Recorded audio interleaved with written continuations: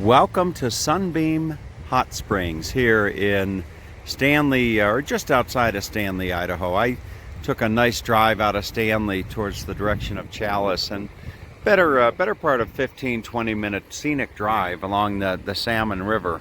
And what you're looking at down here are where some hot springs flow into the Salmon River, and they've kind of made some pools, and you can go down and just kind of relax in the nice natural hot tubs, if you will. So I'm going to bring you along. I'm going to go down and see if I can't enjoy a nice soak in the hot springs here.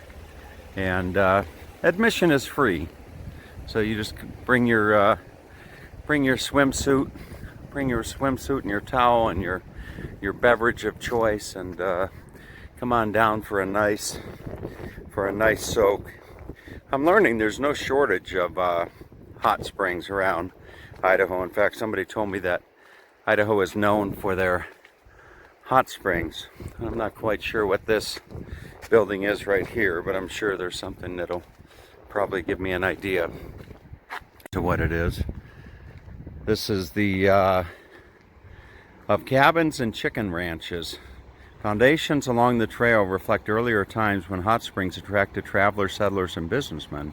Tales are told of early hot pools, cabins, and chicken raising operations. Pictured on this sign are an early 1900s lean-to bathhouse and a cabin which was heated by hot spring water piped into barrels under the floor. Look at that.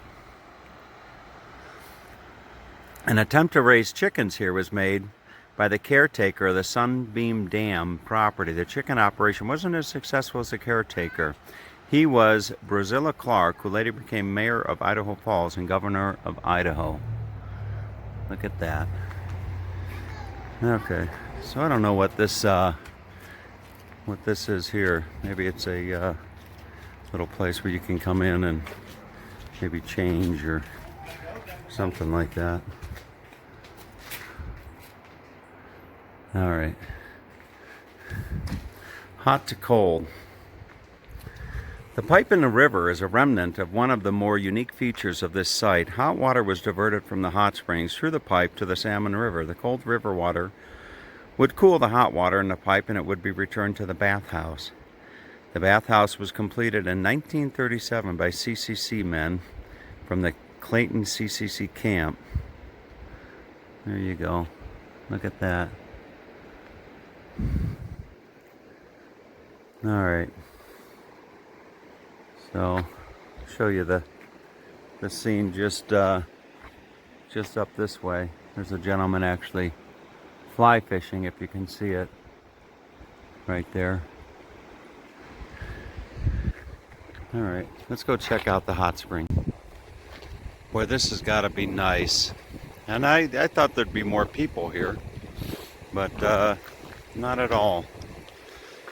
The boiling fountain. Alexander Ross and his Hudson's Bay Company fur trappers were the first white men to visit these hot springs. His diary describes camping at the boiling fountain when they came here October 1st, 1824. Hot springs result when hot water reaches the Earth's surface along fault fracture lines. Superheated water takes sulfur into solution along its way to the surface. The sulfur mixes with hydrogen, producing the rotten egg smell so common to hot springs. So here we go.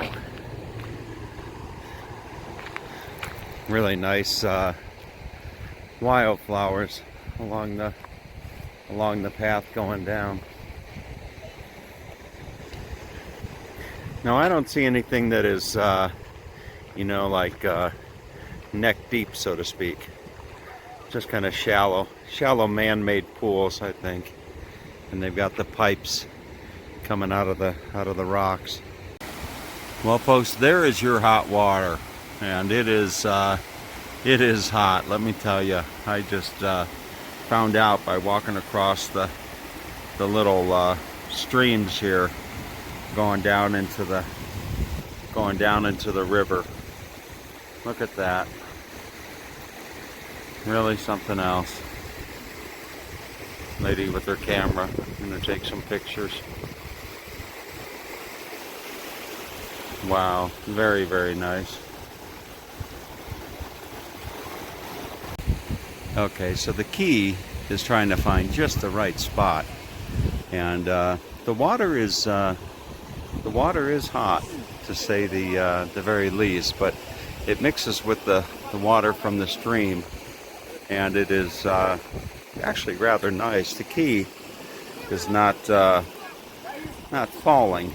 See, that looks like a nice little spot right there, and just over there looks like a nice little spot as well. You just got to kind of find your way across the stones, if you will, kind of like that. And here looks like as good a spot as any. Look at that. There's everybody just kind of soaking away. Very, very nice. And I think I got here just at the right time because there's a whole group coming. Boy, you know, finding the ideal spot is not as easy as it might seem, because, you know, it's like this spot's a little too hot, this spot's a little too cool, but I found it. I found a nice spot, and so did this gal right there. You can see she found a nice spot, so I'm just going to relax and soak it up here for a little bit. And it's getting crowded, as I'll share with you here in just a second. All right. So here's what it would look like if you were soaking at Sunbeam Hot Springs on a Sunday afternoon. Very, very nice. And I found I actually have a nice little spot here. You know, I got a nice little spot, not too hot, not too cold, just right. Very, very, very nice. Very nice. No complaints whatsoever. All right, have it. Oops, I had to sneeze. Have a great day, folks.